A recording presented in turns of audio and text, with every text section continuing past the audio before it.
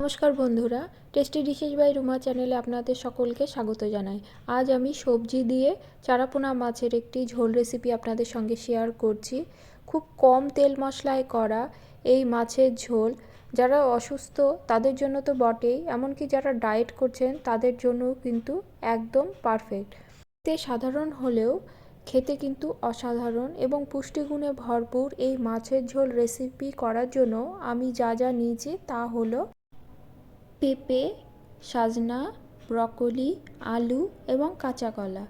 মশলার মধ্যে নিয়েছি আমি আদা বাটা এবং জিরে বাটা, আপনারা গুঁড়ো ব্যবহার করতে পারেন। এছাড়া চারাপোনা মাছ ভালো করে ধুয়ে লবণ হলুদ মাখিয়ে নিয়েছি। এবার তেলে ভেজে নেব। এক পিঠ ভালো করে ভাজা হয়ে গেলে অপর পিঠটি উল্টে দেব। দু পিঠ ভালো করে লাল করে ভেজে তুলে নেব। এবার কড়াতে হাফ চামচেরও কম তেল দিলাম। তেল গরম হলে সবজিগুলো সব আমি দিয়ে দেব। সবজিগুলো দিয়ে ভালো করে মিশিয়ে নেব। মিশিয়ে নিয়ে এর মধ্যে দিয়ে দিব নুন, হলুদ এবং অল্প লঙ্কার গুঁড়ো।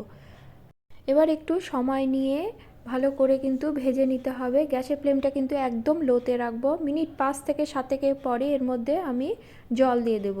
জলের পরিমাণটা একটু বেশি দেব, কারণ সবজিটা সেদ্ধ হতে হবে। ঝোলটা বয়েল এলে আমি এর মধ্যে ভেজে রাখা মাছগুলো দিয়ে দেব। মাছ দিয়ে ভালো করে মিশিয়ে নেব। 7 থেকে 10 মিনিটের জন্য কিন্তু রান্না হতে দেব। গ্যাসের ফ্লেমটা কিন্তু মিডিয়াম থেকে লোতেই রাখবো।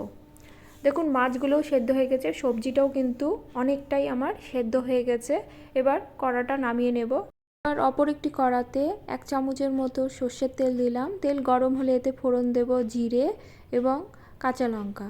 ফোড়ন থেকে সুন্দর গন্ধ বেরোলে বেটে রাখা আদা এবং জিরে বাটাটা দিয়ে দেব। অল্প জল দেব, দিয়ে কিন্তু ভালো করে মশলাটা কষিয়ে নিতে হবে। 2-3 মিনিট মশলাটা কষালেই কিন্তু কষানো হয়ে যাবে। আমার মশলা কষানো হয়ে গেছে। আমি এবার ঝোলটা ঢেলে দেব। ঝোলটা দিয়ে কিন্তু ভালো করে মিশিয়ে নিতে হবে। মিশিয়ে নিয়ে ঝোলটাকে আমি ফুটতে দেব। আরও 5 থেকে 7 মিনিট রান্না করে নিলেই কিন্তু এই ঝোলটা আমার রেডি হয়ে যাবে। 5-7 মিনিট পরে দেখুন ঝোলের কালারটাও চেঞ্জ হয়ে এসেছে এবং আমার সবজিগুলোও সেদ্ধ হয়ে গেছে। ঝোলটাও কিন্তু বেশ ঘন হয়ে গেছে।